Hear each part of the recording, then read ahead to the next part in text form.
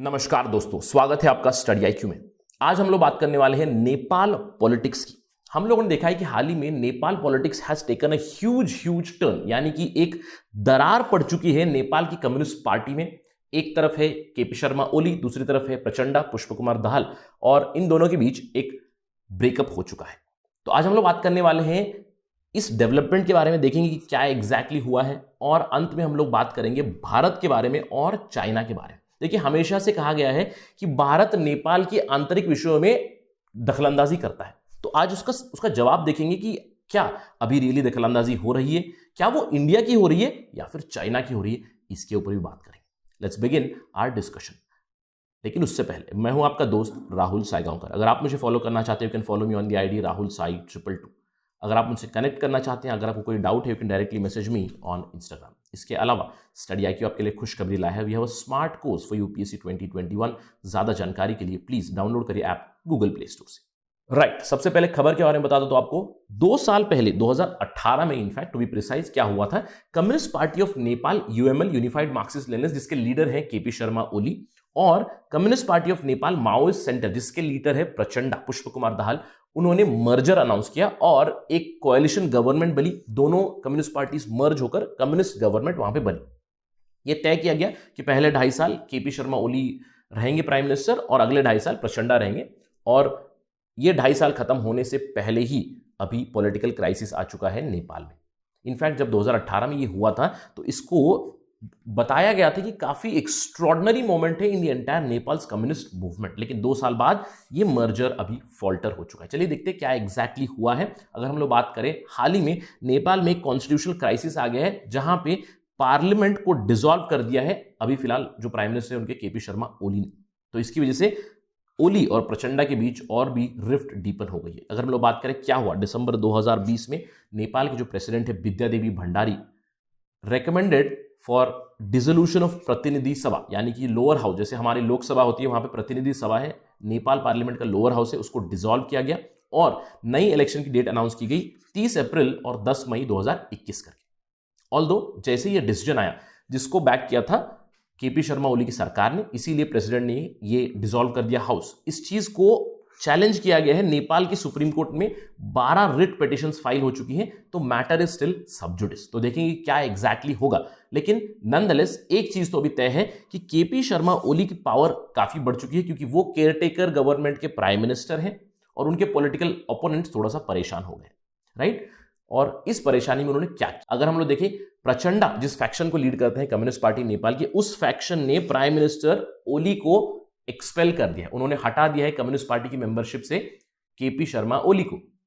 और एक बहुत ही इंटरेस्टिंग चीज हुई है केपी शर्मा ओली के फैक्शन से भी, केपी शर्मा ओली के फैक्शन से उन्होंने नेशनल कम्युनिस्ट पार्टी से प्रचंडा यानी कि पुष्पकुमार दाहाल को हटा दिया है, डिसिप्लिनरी एक्शन ली है उनके खिलाफ। इनफैक्ट दोनों फैक्शंस, एक तरफ है प्रचंडा, एक तरफ है ओली, दोनों के फैक्शंस ये क्लेम कर रहे हैं कि उनकी लेजिटिमेट पार्टी है नेपाल कम्युनिस्ट पार्टी। और अगर हम लोग बात करें क्या हुआ है, उन दोनों ने अप्रोच किया है इलेक्शन कमीशन को ताकि उनकी पार्टी रजिस्टर हो जाए, और अभी इलेक्शन कमीशन भी इसके ऊपर डिसीजन लेना बाकी है।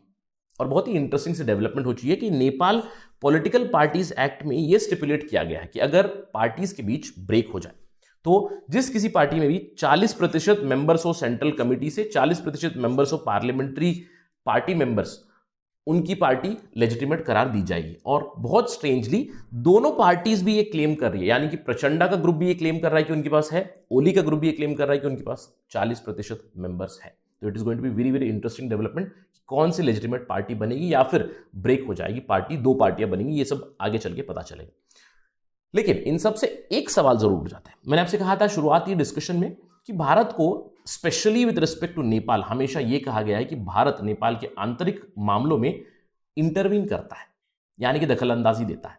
तो अगर हम लोग बात करें इस पर्टिकुलर इंसिडेंट में क्या इंडिया का कोई हाथ है, देखिए अभी फिलहाल तो इंडिया का रिएक्शन काफी कॉशियस है। इंडिया ने क्लियरली इसके ऊपर कहा है कि वो नेपाल की इंटरनल अफेयर्स है और इसके ऊपर इंडिया को कोई स्टैंड नहीं है, किसी भी पार्टी की तरफ स्टैंड नहीं है राइट नाउ, यानी कि इंडिया इज नॉन इंटरवेंशनिस्ट।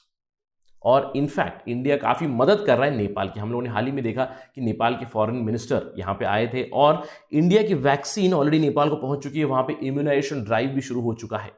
तो India has remained very very cautious. India और नेपाल के बीच अभी रिलेशंस धीरे धीरे रीसेट हो रहे हैं। तो ये एक हम लोग कह सकते हैं कि इंडिया नेपाल रीसेट जरूर हो रहा है और इंडिया इंटरवेंशनिस्ट नहीं है। देखिए, अगर हम लोग बात करें इंटरवेंशन किसका हो रहा है, इंटरवेंशन इंडिया की तरफ से नहीं हो रहा है, इंटरवेंशन हो रहा है इंटरवेंशनिस्ट चाइना की तरफ से।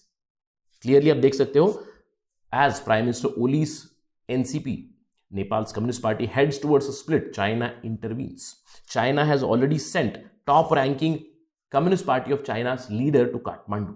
President Xi Jinping is trying very, very hard to stop the split in Nepal. ये सब आप देख सकते हो, धीरे धीरे डेवलपमेंट हो रही है कि चाइना चाहता है कि स्प्लिट ना हो, कम्युनिस्ट गुटों में स्प्लिट ना हो, कम्युनिस्ट पार्टी यूएमएल और कम्युनिस्ट पार्टी माओइस्ट सेंटर के बीच ब्रेक ना हो, इसकी मुहिम में लगा हुआ है चाइना, इसीलिए वो इंटरवीन कर रहे हैं। अगर हम लोग बात करें क्या हुआ है, देखिए नवंबर 2020 में इंडिया की तरफ से हमारे सेक्रेटरी हर्षवर्धन श्रिंगला ने विजिट किया था। उसके इमीडिएटली बाद चाइना के डिफेंस मिनिस्टर वेई फेंघे ने भी विजिट किया, जहां पे उन्होंने कोशिश की कि दोनों जो फैक्शन है, प्रचंडा फैक्शन, ओली फैक्शन, उन दोनों के बीच डिस्कशन हो, पार्ले हो, लेकिन काफी हद तक अनसक्सेसफुल रहे। उसके बाद चाइना के जो एम्बेसडर है टू नेपाल, हाउ यांकी, उन्होंने भी काफी कोशिश की बातचीत करने की, जो भी पॉलिटिकल लीडर्स हैं। इनफैक्ट उन्होंने बात की नेपाल के प्रेसिडेंट के साथ भी, विद्यादेवी भंडारी के साथ। तो काफी मुहिम में लगा हुआ है चाइना की ब्रेक ना हो कम्युनिस्ट पार्टी। इसके अलावा फाइनली अगर हम लोग बात करें, चाइना ने एक और सीपीसी के मेंबर को भेजा था, गाओ येजो है vice minister of international development of